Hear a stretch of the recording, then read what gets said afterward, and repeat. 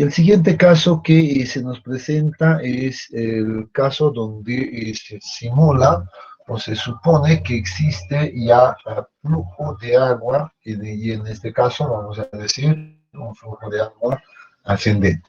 Ya, esto simplemente para ser, con la idea de ser coherente con nuestra bibliografía, ya el caso de flujo ascendente. Entonces, dice que este tipo de casos o tipo de flujo, pues generalmente se presenta en obras o en estructuras hidráulicas, como son los ejemplos que nosotros hemos observado, los muros, las presas de hormigón, muros de ataguilla, tablas tacados, etcétera, ¿verdad? Entonces, en ese caso, siempre vamos a tener esta situación de flujo ascendente. ¿Ya? Entonces, simplemente para mencionar como ejemplo. Sin embargo, nos vamos a ir nuevamente al modelo que ya habíamos planteado anteriormente, nuestro modelo de laboratorio en este caso, nuestro permeámetro, por así decirlo. En este caso dice ahora cuál es la diferencia con el anterior caso, pues consiste en que en este caso vamos a dejar abierto nuestra válvula acá y el agua va a circular y va a ingresar en esta dirección. Entonces eso nos va a garantizar, y esto ya lo hemos visto en el capítulo de flujo en una dirección, que nos va a generar obviamente una presión de flujo inicialmente, lo que va a hacer que se dé la circulación del agua en este sentido, ¿verdad? Entonces esto se va a simular. Sin embargo, algo que debemos notar acá. Primera diferencia que se tiene. Vean estos niveles por acá. Observemos estos niveles, pues se tiene distintos niveles de agua en los puntos de control, ¿verdad? De los puntos que van a ser sujeto de estudio. Entonces, estos piezómetros han sido instalados en los mismos niveles, por tanto, dice que se muestra mayor presión. Conclusión acá, algo que vamos a concluir de este modelo simple, pues vamos a concluir que cuando exista movimiento del agua o cuando existe flujo de agua de un determinado material, pues, ¿qué es lo que me está generando? A ver, si recordamos qué es lo que mide los piezómetros, pues vamos a recordar que un piezómetro mide la presión generada por el agua, ¿verdad? Y debido a aquello, pues tenemos esta condición de que la altura piezométrica para el punto B, por ejemplo, pues resulta ser una altura piezométrica bastante grande. Sin embargo, a medida que esto va avanzando, el flujo va ocurriendo, llega pasando por el punto C, pues se dice que el nivel del agua, pues observen acá, ha disminuido con relación al punto B. Esto se debe, y es lógico, debido a las pérdidas que se hayan producido entre el punto B y el punto C, seguramente. Por otro lado, dice, si ahora seguimos avanzando del punto C hasta el punto A, el flujo se va dando en esa dirección, pues vamos a observar nuevamente que el nivel del piezómetro que corresponde al punto A, pues coincide con el nivel del agua en este modelo. Entonces, conclusión nuevamente, cuando existe flujo, pues va a haber variación de las alturas piezométricas, no solo ahora con respecto a la posición del punto, sino debido a la presión de flujo que va a existir o a la presión que se va a generar en cada uno de estos puntos. Entonces, debemos ya tener en cuenta este pequeño detalle. ¿Ya? Entonces, que el hecho de que exista flujo, pues entonces me está generando cambio en las alturas piezométricas o cambio en la presión de poros, sobre todo. ¿Ya? Entonces, Esa es la primera condición que debo concluir. Sin embargo, tenemos algunas referencias acá en el modelo mismo, pues referidas al nivel del agua en el modelo y la altura que se tiene en el piezómetro que corresponde al punto B. Lo propio tenemos acá una diferencia para el punto C, ¿verdad? Entonces, si yo entiendo bien y recuerdo los conceptos que hemos aprendido en el anterior capítulo, pues seguramente entenderé que está tanto la altura h como esta relación de acá, h sobre h2 y z, pues corresponden simplemente a pérdidas de carga, ¿verdad? Entonces, ese concepto debemos tenerlo también presente acá. Entonces, H es pérdida de carga y toda esta relación también es una pérdida de carga. Entonces, si observo ahora este punto de acá, voy a traerlo por este lado inicialmente, voy a decir, si yo sé que H sobre H2, en este caso, H2 multiplicado todo esto por Z, es una pérdida de carga, debo observar en dónde se produce esta pérdida, en qué trayectoria se ocurre esta pérdida, en otras palabras. Pues yo sé que esta pérdida de carga pues ocurre entre la trayectoria del punto B al punto C. Entonces si yo divido esta pérdida de carga entre esa longitud, que será ¿cuánto en este caso? Seguramente, como hemos dicho, a la mitad, pues seguramente esto va a ser igual a Z, ¿verdad? Entonces esta distancia va a ser la misma, porque estamos suponiendo que es a la mitad.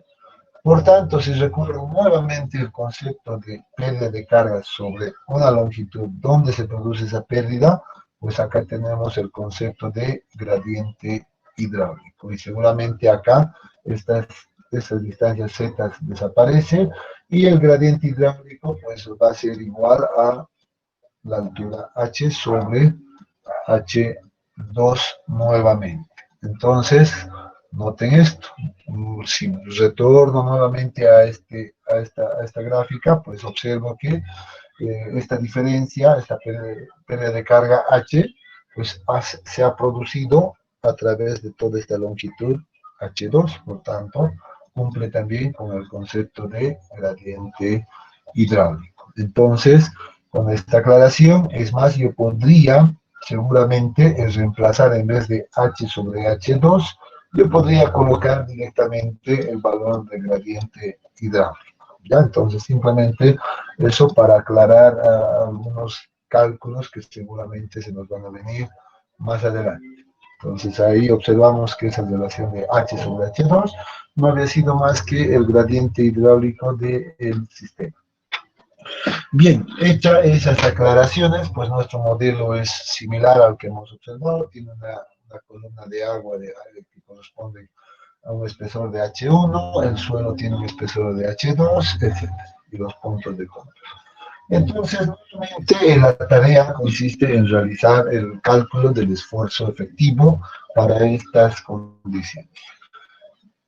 La pregunta es, ¿en qué creen que esto cambia? ¿En qué varía? A ver si alguien podría indicar o se anima a responder la consulta. En la forma en que se va a deformar el suelo. Y, a ver, creo que todavía no estamos hablando de las deformaciones que se van a producir. O sea, que si bien vamos a calcular la magnitud del esfuerzo efectivo que va a generar las deformaciones, pues la forma de esto seguro que todavía no vamos a involucrar.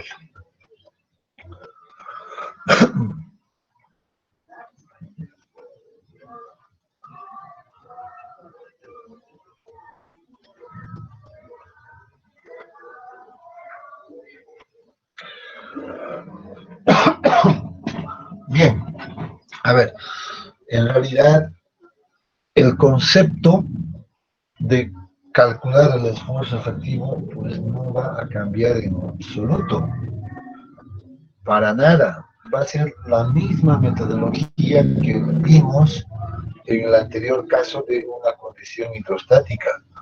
Pero noten que ha cambiado. Esto ha cambiado esta posición. Después no cambió absolutamente nada más, ¿verdad? Y debido a esto se ha generado, pues, estas condiciones adicionales acá, de pérdidas de carga. Es el único cambio que debemos notar en este punto.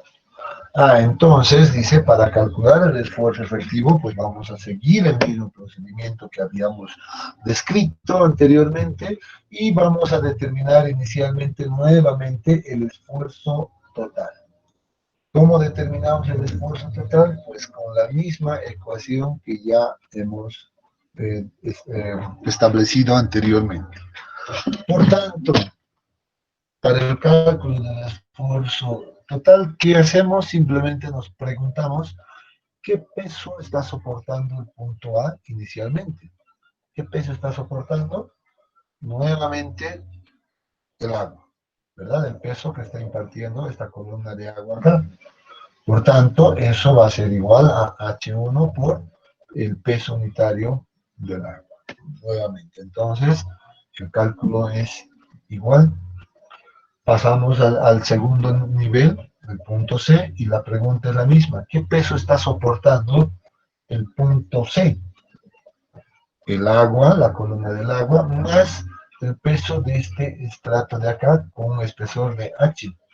Por tanto, si hacemos aquello, dice H1 por el peso unitario del agua más Z multiplicado por el peso unitario saturado de la muestra. Entonces, nuevamente tenemos ya esa distribución de presión. Finalmente, para el punto B, pues realizamos exactamente lo mismo. Nos preguntamos qué peso está soportando el punto B. Seguramente el peso de la columna del agua más la totalidad del peso del suelo. Entonces, eso está representado por H2 multiplicado por el peso unitario saturado. Y esta que corresponde al agua. Entonces, de esa manera, pues tenemos el diagrama de distribución del esfuerzo total. ¿Verdad? Entonces, conclusión nuevamente en este punto. Para el cálculo del esfuerzo total, pues no nos interesa, dice, si existe flujo ascendente, lateral, no sé, descendente, no nos interesa. Lo único que le va a interesar a este cálculo es saber qué está soportando en cada nivel. Nada más. Por tanto, seguro estoy de que estos valores, si hemos tomado la misma nomenclatura, pues va a ser los mismos valores que habíamos calculado en el anterior caso. Por tanto, a ver, si vamos a colocar estos valores, vamos a suponer que este era igual a 1 metro, este era igual a 2, este es igual a 1, y el peso unitario de esto es, pues corresponde a 20 de kilonewtons metro cúbico. Es el peso unitario saturado, ¿verdad? Entonces el peso unitario saturado es igual a 20. Entonces con eso pueden verificar seguramente ustedes que en ambos casos estos valores se van a repetir. Bien, entonces, ¿dónde cambia? El cambio se produce en este punto, acá. Entonces, cuando va a haber flujo de agua, pues debo prestar atención, sobre todo a estos niveles piezométricos. ¿Ya? Estos niveles piezométricos que me van a definir ese valor. La ecuación obviamente no va a cambiar en lo absoluto, la ecuación es la misma, o sea que la presión de poros es igual al peso unitario del agua por la altura piezométrica del punto en cuestión. Entonces vemos acá, y voy a colocar de otro color en este caso, para el punto, en este caso A, ¿cuál será la altura piezométrica? Pues Pues nuevamente, esta altura piezométrica simplemente es esta distancia que es igual a H1. Por eso venimos H1 por el peso unitario de la. Entonces, de esa manera tenemos el primer diagrama de presiones acá. Si pasamos al punto C, y está acá el punto C, pues observamos cuál es la distancia o cuál es la altura piezométrica que le corresponde. Pues entonces nuevamente nos ubicamos en este nivel y vamos a observar este punto. Entonces, acá tenemos esa distancia o esa altura piezométrica que le corresponde al punto C, ¿verdad? Entonces, ¿qué hacemos? Pues observamos que esa distancia pues corresponde a ¿qué cosa? A Z, estamos observando esto. ¿Qué más? H1, ahí tenemos el H1, y finalmente esta relación o esta pérdida de carga de acá, que es H sobre H2 multiplicado por Z. O si quieren, ya les he dicho, hemos demostrado hace un momento que esto es igual al gradiente hidráulico. Gradiente hidráulico por Z, ¿verdad? Entonces, de esa manera, pues es que tenemos esta ecuación acá. Ahí está, todo esto resulta ser la altura piezométrica, H1 más Z más gradiente hidráulico por Z, como lo hemos distribuido. Todo eso multiplicado por el peso unitario del agua. Entonces, único cuidado que debemos tener es acá. Luego nos vamos a ir al punto B, y en el punto B nuevamente nos preguntamos, ¿cuál es la altura piezométrica para el punto B? Pues para el punto B, esa altura piezométrica se traslada hasta este punto. Entonces, esta es la altura piezométrica para el punto B, ¿verdad? Perdón, no, estamos mal. Déjenme un momento. Altura piezométrica para el punto B. Listo, ahora sí. Entonces, si observo nuevamente cuál es esa altura piezométrica, pues voy a decir, es igual a H2 más H1, y para llegar a este punto, pues tenemos más la distancia o la pérdida de carga de H minúscula. Entonces, notemos eso, que toda esa altura piezométrica está descrita acá, H1 más H2 más H minúscula multiplicado por el peso unitario del agua. Y de esa manera encontramos estos valores. Podrían ustedes reemplazar los valores que hemos definido. Seguramente encontrarán ahora que los valores de presión de poros en estos puntos han cambiado con relación al anterior caso, obviamente. ¿Ya? Muy bien, una vez que ya tenemos esto, pues, ¿qué es lo que nos queda? Pues determinar el valor del esfuerzo efectivo en cada punto, utilizando la ecuación que ya conocemos, que es igual al esfuerzo total menos la presión de poros. O sea que la diferencia de esto, por ejemplo, este valor al mismo nivel, lo que nos da inicialmente el valor de C, ahí en este punto. Y lo mismo hacemos la diferencia para este caso, y seguramente vamos a tener este valor en este punto. Lo mismo, manejamos en este caso la aritmética para este caso, y vamos a tener que el esfuerzo efectivo es igual a este punto. De tal manera que vamos a tener nuestra distribución de esfuerzo efectivo.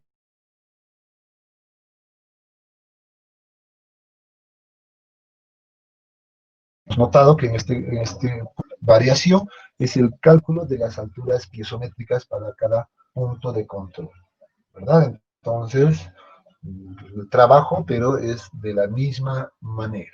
No hay ningún inconveniente acá. Sin embargo, pues por ejemplo, vamos a hacer un pequeño análisis en este punto central, en el punto C, ¿ya? En el punto C, ¿por qué? Porque estamos observando, por ejemplo, la inclusión de este gradiente hidráulico, ¿verdad? Acá hay el gradiente hidráulico. Dice, el esfuerzo efectivo en el punto C es igual a Z multiplicado por el peso unitario sumergido menos el gradiente hidráulico multiplicado por la distancia Z y el peso unitario del agua, ¿verdad? Entonces, esto me da, en realidad, este sería igual al esfuerzo efectivo en el punto C, ¿verdad?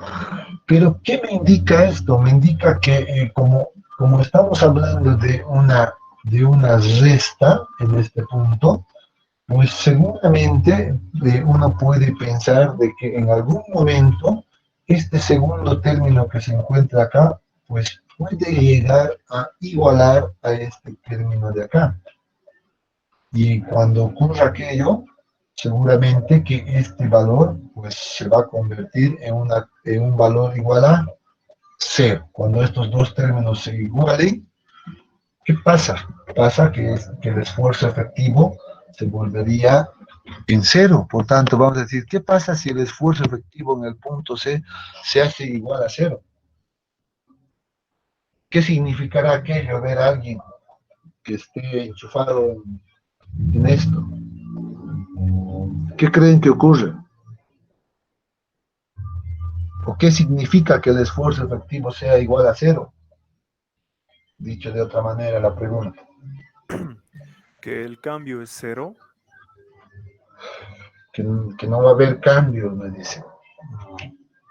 No, a ver, quisiera escuchar a otra opinión. A ver, piensen un poco, joven. Es importante este concepto, les había anticipado.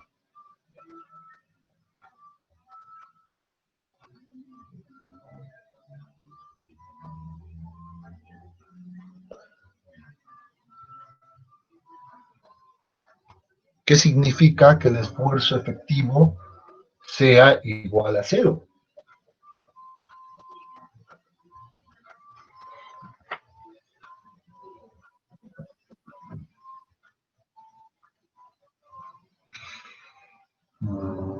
Que la presión de poros es igual al esfuerzo total. Ya, pero ¿qué significa eso? O sea, sí, seguramente según la condición sí se va a dar ese caso, pero conceptualmente, ¿qué me está indicando? ¿Qué dato me está proporcionando el saber que el esfuerzo efectivo es igual a cero?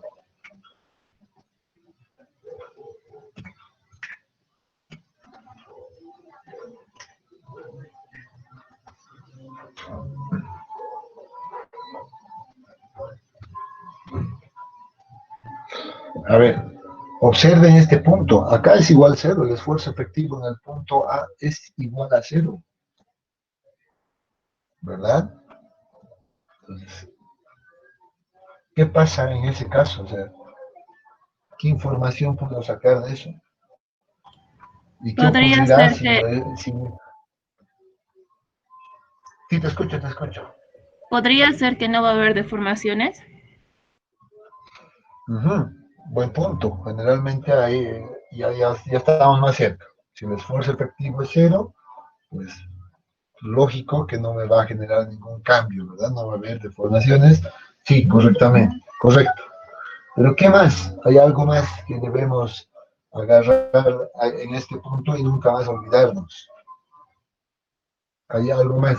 Estamos cerca.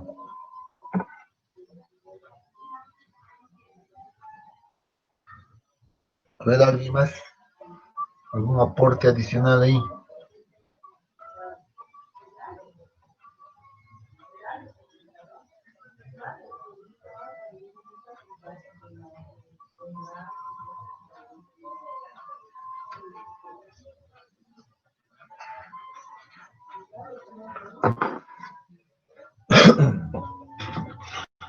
A ver, yo creo que uno se daba cuenta fácil de la siguiente manera. Si observo este nivel que les he marcado acá, que corresponde al punto A, ¿qué observan?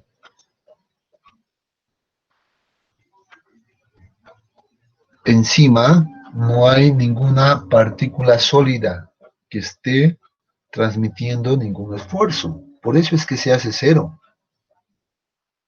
¿verdad? O sea, sabemos que el esfuerzo efectivo es ese esfuerzo que se transmite entre el contacto entre las partículas sólidas. Ah, muy bien, entonces recordando ese concepto, pues digo, en el punto A no hay ningún material sólido encima, por tanto el esfuerzo efectivo es igual a cero. Aunque yo observo que ahí el esfuerzo, hay un cierto valor de esfuerzo total y lo propio, una presión de poros en ese punto. Pero el esfuerzo total es igual a cero porque no hay contacto acá entre partículas. Ahora, si me voy al punto C, si nos vamos al punto C ahora, ¿qué pasa si estoy diciendo que debido a este segundo componente, este puede ser igual a cero? ¿Qué estará ocurriendo acá? Ahora, yo seguro que con esto ahora sí me van a responder claramente. ¿Qué está pasando? Significaría que no hay contacto entre las partículas, ¿verdad? Que las partículas dejan de estar en contacto. Y ese proceso, ¿qué se llama? Esa condición, ¿qué se llama para este caso? ¿Recuerda? Flotación, Inge. Correcto. Ahí entra ese concepto de flotación. ¿Y qué hemos dicho que es el concepto de flotación? Es una condición de Gradiente hidráulico crítico. falla, ¿verdad? El suelo se encuentra en una condición de falla o una condición crítica, ¿correcto? Y ahí quería llegar en este punto. Muy bien, si ahora he entendido ahora sí el concepto del esfuerzo efectivo, noten, pues dice que en estos casos cuando existe flujo ascendente, pues nuevamente vamos a toparnos con esta condición de falla que corresponde a la flotación.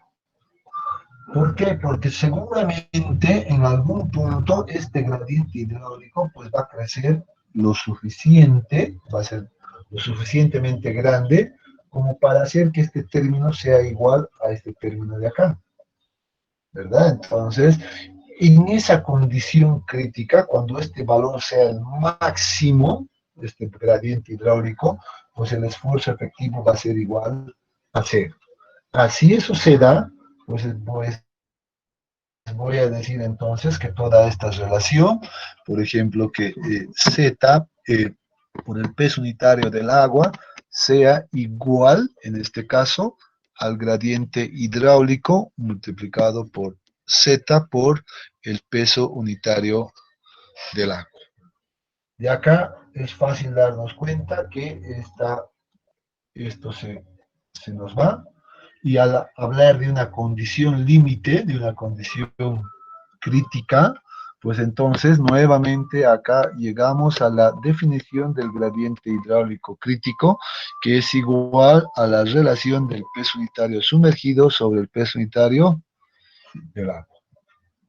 Entonces, nuevamente ese concepto lo volvemos a retomar en este punto.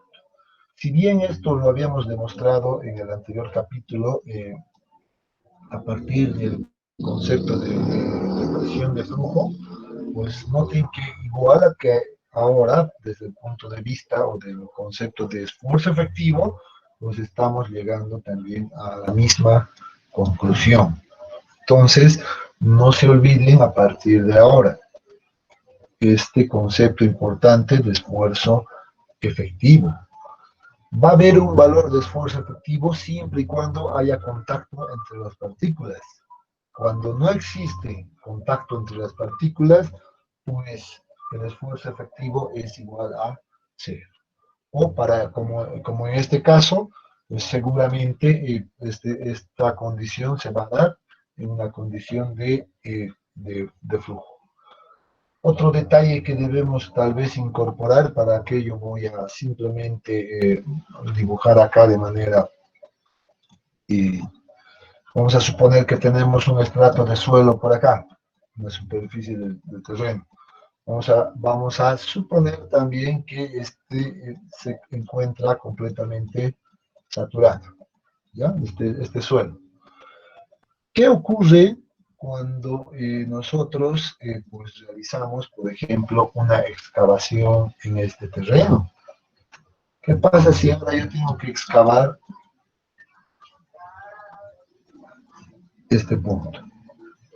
Por ejemplo, toda esta altura. Esta altura, H, simplemente. ¿Qué va a pasar? Que a medida que voy a ir excavando esto, pues yo debo de controlar que en este punto que estén llegando, el esfuerzo efectivo pues va a ser igual a 0. Entonces, esto me va a ayudar a determinar, por ejemplo, cuál será la altura máxima de excavación que yo pueda realizar en un determinado suelo, ¿verdad? Este criterio. Cuando esto se haga igual a 0, pues yo voy a tener la condición crítica en este caso, o el máximo valor posible. Simplemente eso como, bueno, añado un poco a modo de que vayamos observando también estos detalles en la práctica general. A veces cuando uno va a realizar excavaciones de sótanos, semisótanos, a veces se olvidan de este pequeño concepto y no controlan pues esta altura, en realidad. Esta altura va a estar relacionada con esta condición. Entonces a veces ahí se nos pasa y después vienen los errores. Uno trata de llegar a esta profundidad cuando en realidad la condición se ha dado, la falla se ha dado, la condición crítica ya se dio anteriormente. Entonces, obviamente vamos a tener problemas. Bien, si tienen alguna consulta hasta este punto, pues nuevamente voy a darles un minuto para que puedan realizar alguna aclaración, si es que lo vieron nuevamente. Inge, en caso de que exista flotación, ¿eso quiere decir que la carga lo está sosteniendo el agua o nada que ver? No, en este caso no, o sea, obviamente las partículas van a entrar más bien van a estar dispersos en el agua, ¿verdad? Entonces van a estar trasladándose de un punto, a otro lado seguramente, libres. Entonces no es que el agua va a estar soportando aquello, porque obviamente esa condición ya es una condición de falla, como habíamos indicado anteriormente. Eso significa que ya mi estructura, mi terreno está inestable, en otras palabras. En el caso, como hemos visto acá, por ejemplo, que hemos colocado el caso de las presas, ¿qué va a ocurrir si llegamos a esta condición? Si llegamos a esta condición de flotación, pues seguramente mi presa ya va a estar inestable y ya los problemas se van a manifestar en ese momento. ¿Ya? Bien, si hay alguna otra consulta adicional.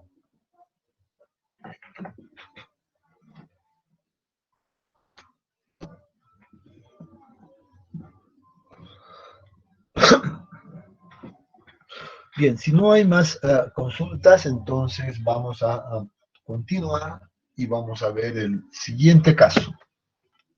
El siguiente caso, pues, corresponde al caso de el flujo, el cálculo del esfuerzo efectivo para una condición de flujo de agua descendente. O sea, que ahora el flujo se dé en el otro sentido, ya no ascendente, ya no de manera que va a tratar de separar a las partículas, sino que va a tratar más bien ahora de empujar en la otra dirección. Si nuevamente nos vamos al modelo que estamos estudiando, pues dice, pues la configuración se va a dar de esta manera, el flujo va a entrar de este lado, la válvula está abierta, pero el flujo se está dando en esta otra dirección, ¿verdad? Entonces simplemente lo hemos invertido el caso. ¿Qué es lo que observamos acá a diferencia del anterior caso? Nuevamente el nivel, la variación de las alturas piezométricas en los distintos piezómetros que están instalados. Entonces vamos a ver, por ejemplo, que para el punto A se mantiene nuevamente con el nivel de referencia de acá, y a medida que va dándose el flujo, pues estos niveles van bajando aún más.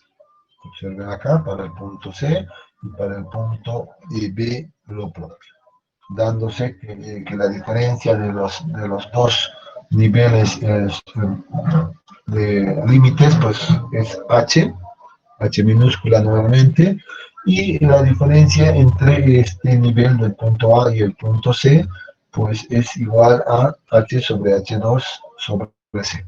De igual manera que el anterior caso. Sabemos que ya hemos demostrado, es igual al gradiente hidráulico del sistema, ¿verdad? Entonces puedo tomarlo también de esa manera. Entonces, nuevamente, ¿cómo creen que cambie el procedimiento para el cálculo del esfuerzo efectivo? La respuesta es, no hay cambio alguno. El procedimiento es exactamente igual que en los anteriores casos. La única diferencia es que nuevamente estoy observando una variación de las alturas piezométricas o de los niveles piezométricos, y esto con relación a la dirección del flujo, ¿verdad? Se está dando una variación nuevamente con relación a la dirección del flujo. Después no hay otra diferencia. Por tanto, el cálculo pues, va a ser exactamente igual que los anteriores casos que hemos observado, ¿verdad? Primero calculamos el esfuerzo total utilizando la misma ecuación. Si uno nuevamente reemplaza nuestros valores que estamos manejando para el modelo, 1 metro acá, 2 metros acá, y por este lado igual 1 metro, y el peso unitario acá de 20, el peso unitario del suelo saturado, ¿qué va a tener? Seguro que los mismos valores, ¿verdad? Si alguien puede practicar ahora mismo, entonces se va a dar cuenta que es exactamente lo mismo. Nuevamente, no interesa la dirección del flujo o si existe flujo o no, el cálculo del esfuerzo total es exactamente lo mismo. Para el cálculo de la presión de poros, pues nuevamente se sigue el mismo procedimiento, misma ecuación, por tanto, el diagrama de presiones, pues vamos a tener de igual manera que el anterior caso. ¿Qué es lo que varía en este punto? Nuevamente nos cambia simplemente las alturas piezométricas. Para el punto A, la altura piezométrica es esta distancia. Para el punto C, la altura piezométrica pues está limitada por este punto, ¿verdad?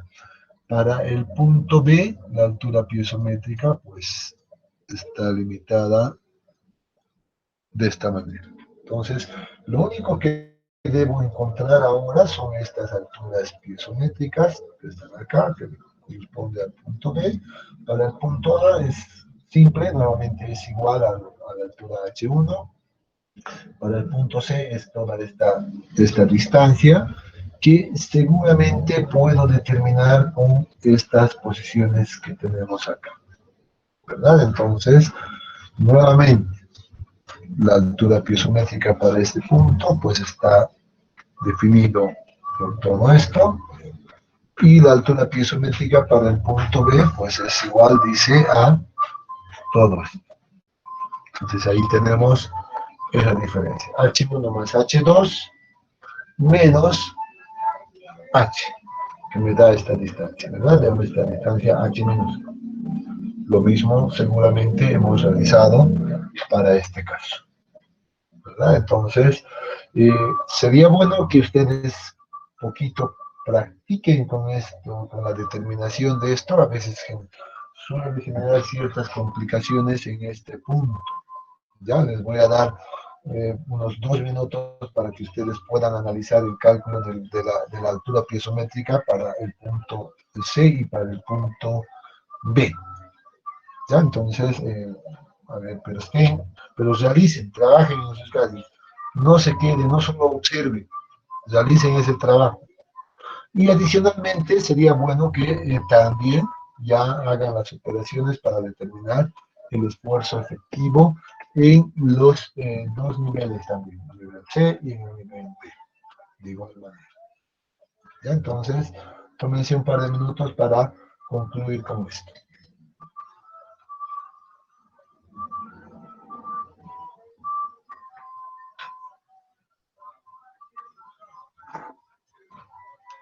Y si alguien tiene alguna consulta, pues podría aprovechar este tiempo para realizar también la consulta.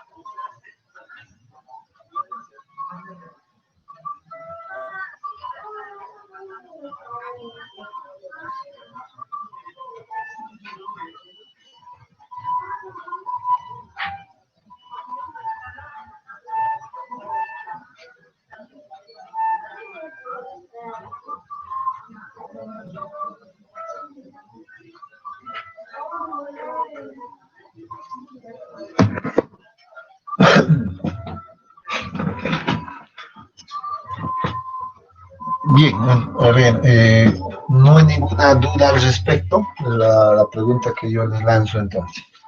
¿Todo queda claro hasta acá?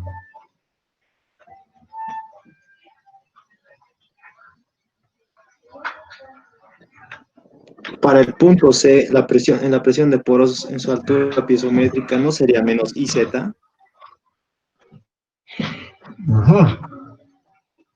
Acá, en este, te refieres a este valor, ¿verdad? Sí. A ver, vamos a hacer una revisión. A ver, honestamente no lo he revisado, pero ahora vamos a hacer esa revisión para el punto C. Entonces, a ver, sabemos que la altura piezométrica para el punto C, pues es todo esto, ¿verdad? En este caso, a ver, vamos a ver, estamos hablando de este nivel de acá, pues debe ser medido hasta este nivel del segundo piezómetro. Entonces, a ver, ¿cuál sería nuestra referencia para llegar a este punto? Pues la referencia es de que necesitamos, sería Z, H1 para llegar a este nivel de referencia, y a partir de esto, pues deberíamos hacer la diferencia o restar todo esto, ¿verdad? Que sería H sobre H2 sobre Z. Y creo que sí, ahí creo que tenemos un error, ¿verdad? Entonces sería a Z, H1 más Z menos el gradiente hidráulico de Z, correcto. Entonces aquí tenemos un error que se debe de corregir. Muy bien. tenías toda la razón, tenía toda la razón el compañero que hizo esa observación. Debe ser un error por ahí que apareció. ¿Ya? Después, ¿alguna otra observación que hayan visto, hayan notado acá?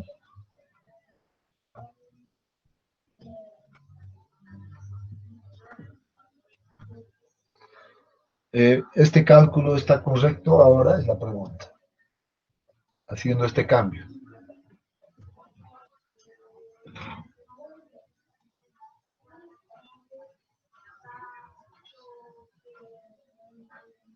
A ver, verifiquen por favor este cambio.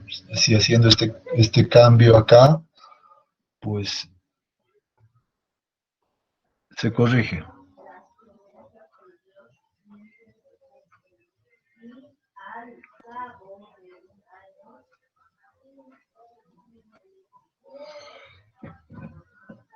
Está correcto, ¿verdad? Sí, solo el error solamente era acá, en este punto. Y está correcto, digo, porque es lógico en este caso. Vamos a hacer el siguiente apunte, ¿ya? Vamos a apuntar, por ejemplo, de que cuando va a haber el flujo, cuando había el flujo en la dirección ascendente, pues este signo pues se convertía en negativo. Eso significa que estaba empujando en la dirección vertical hacia arriba.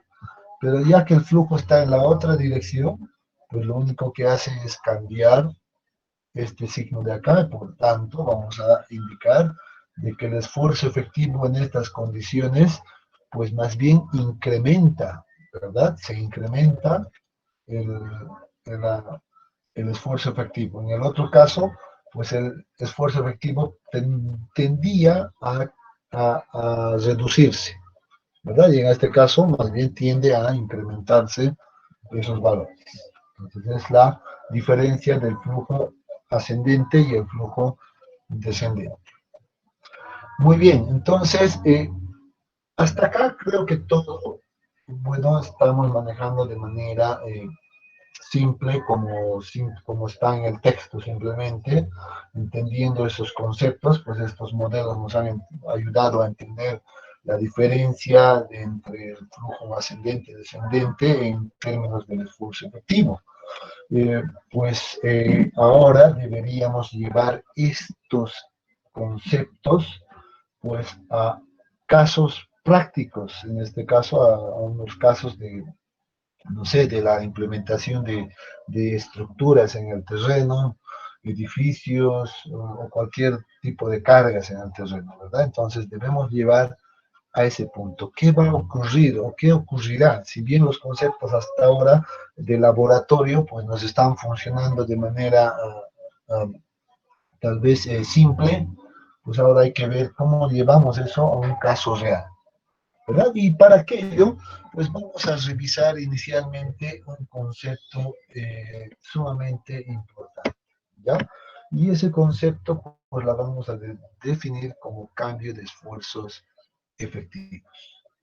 Y para esto he recurrido en esta oportunidad de abocarnos nuevamente a nuestro texto de estudio. Ya no es necesario que uno copie ni se la memorice, porque la tenemos en nuestro texto, pero lo que sí vamos a hacer es una lectura de este apartado, porque es importante. Realmente este concepto es importante porque a partir de esto, pues vamos a trasladar esos conceptos que acabamos de ver a casos prácticos reales.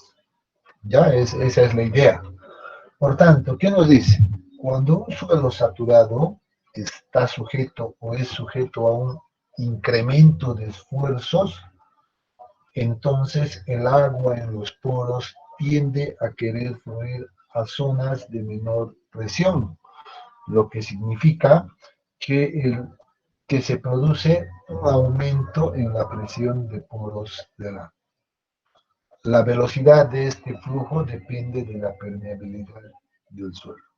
¿Ya? Entonces, un primer párrafo que seguramente la puedo relacionar rápidamente con algo que ya hemos visto la anterior semana, Pues yo les había dicho, ¿qué pasa si yo tengo una zapata ahí que tiene un ancho determinado, etcétera?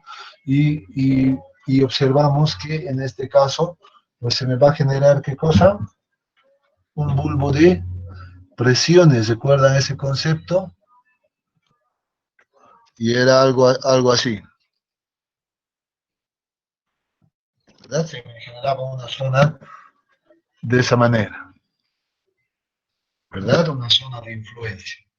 Un bulbo de presiones, en otras palabras. Este concepto ya lo hemos visto. ¿Qué es lo que nos está diciendo en este párrafo? Nos está diciendo de que si yo voy a aplicar una carga sobre un terreno así, una carga de esta manera, ¿qué me está diciendo? Que se va a generar pues un incremento en la presión de poros. Por tanto, en toda esta zona dentro del bulbo, pues se genera un incremento de presión de poros. Eso es lo que me está diciendo. Hay un incremento adicional.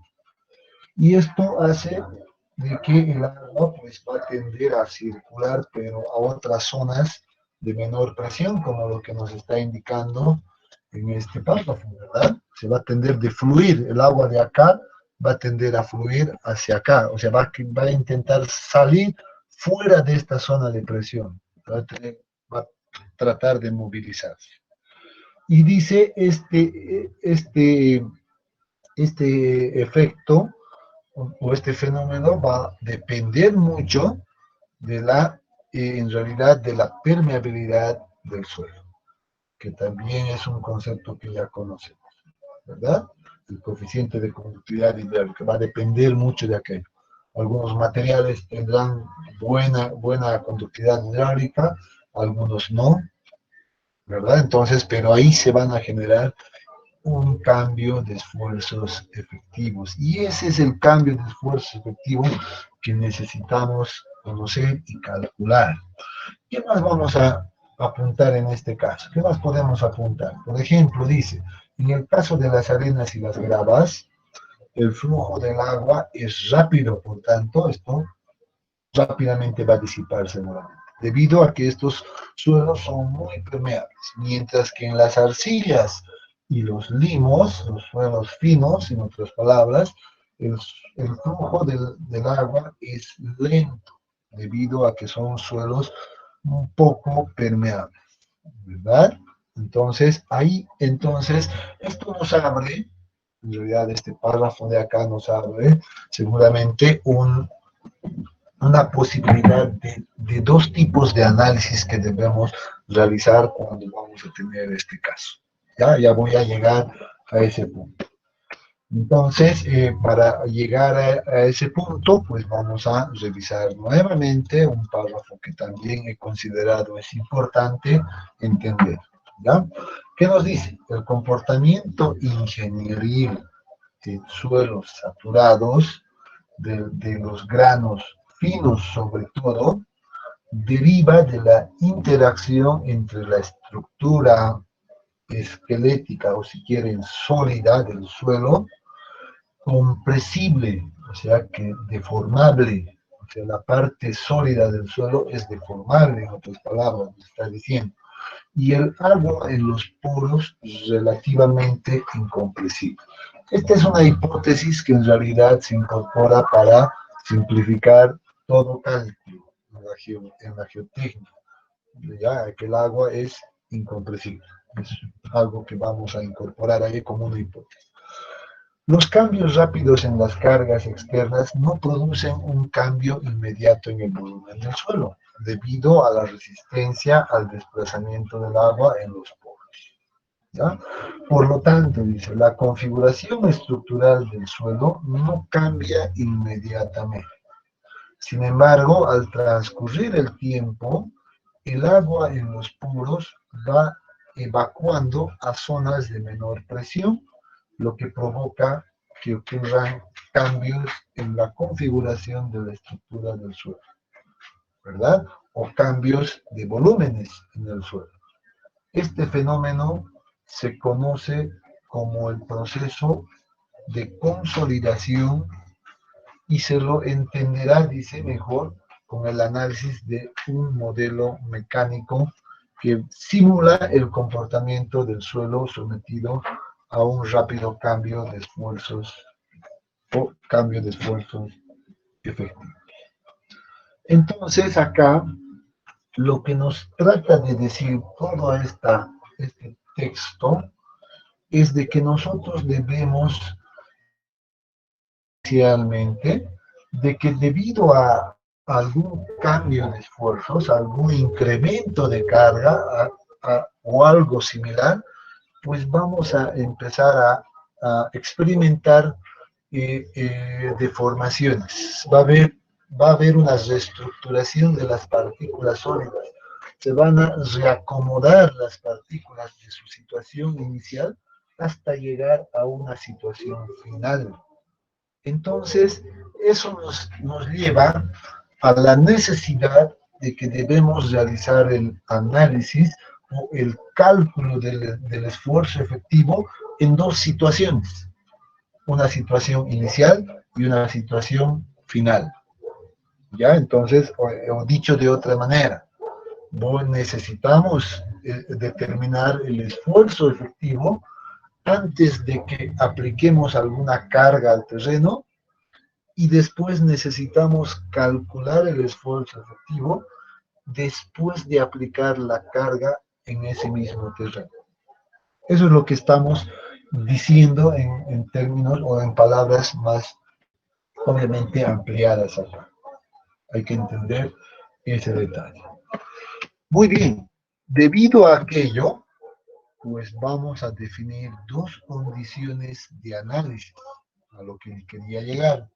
Y vamos a definir, dice, las condiciones a corto plazo o condiciones no drenadas.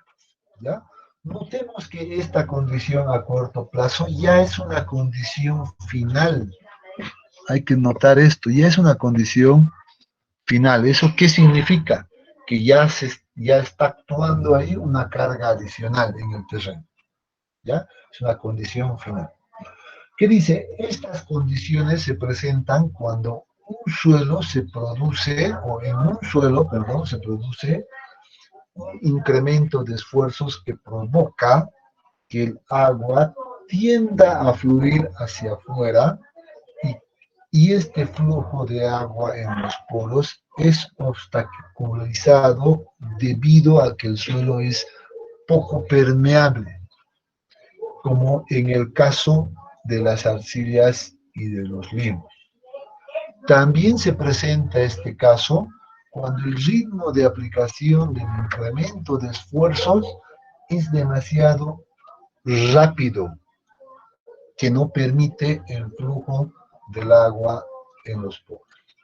Noten que cuando hablamos ahora sí, voy a contextualizar este concepto de condiciones a corto plazo y condiciones no drenadas, significa que el agua que había indicado anteriormente que se generaba en mi zona por debajo de la zapata, ¿verdad? Acá sabemos que acá hay agua, eso hemos supuesto inicialmente, pues, y dice, no va a fluir inicialmente, no va a salir de esta zona. Todavía no. A esa situación, a esa condición, pues se la conoce como condición no drenada o una condición a corto plazo. Generalmente dice, esta condición pues va a ocurrir en suelos finos como las arcillas y los limos, o caso contrario, cuando esta carga la aplicamos pero de manera rápida, violenta. ¿Ya? Entonces, hay que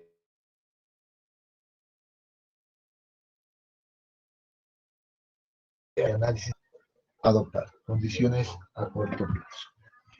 Segunda condición de análisis, que también corresponde a una condición final, por cierto. Nuevamente, acá siempre vamos a hablar de que ya la fundación está por acá, y tenemos la zona del bulbo de presiones por debajo, nuevamente.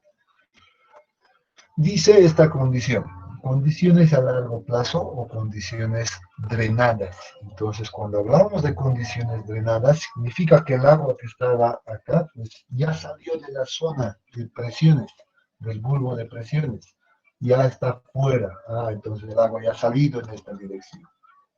A eso se refiere. Estas condiciones, dice, se presentan cuando en un suelo se produce un incremento de esfuerzos que provocan que a fluir hacia afuera y este flujo de agua en los poros fluye casi sin ningún obstáculo debido a que el suelo es muy permeable, por un lado, como en el caso de las gravas y las arenas. También dice se produce o se presenta este caso cuando el ritmo de aplicación del incremento de esfuerzos o de la carga es lo suficientemente lento como para evitar que se produzca un aumento o un incremento en la presión de poros del agua. ¿Eso qué significa? Que el incremento en la presión de poros bajo estas condiciones es igual a 0. ¿Ya? Entonces, esa condición hay que también tenerla presente. Entonces, no olvidemos, tenemos dos posibilidades de análisis en condiciones finales, o sea, cuando ya aplicamos la carga. Puede ser una condición a corto plazo o puede ser una condición a largo plazo. Ese es el comportamiento que se va a producir en un caso práctico, en la vida real, si quieren entender de esa manera.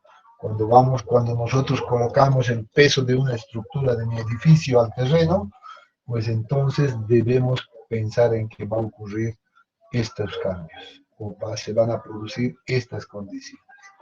Entonces, ahora, pues lo que debemos realizar antes es saber cómo manejar esta o cómo cuantificar este cambio de esfuerzos que se va a producir desde una condición inicial a una condición final.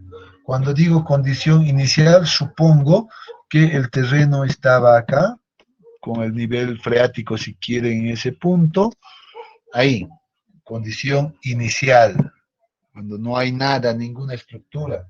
En estas condiciones, pues ya debemos determinar el esfuerzo efectivo seguramente, y después debemos suponer un caso 2, una condición final, donde ya le vamos a aplicar una carga adicional a mi mismo terreno que estaba yo analizando.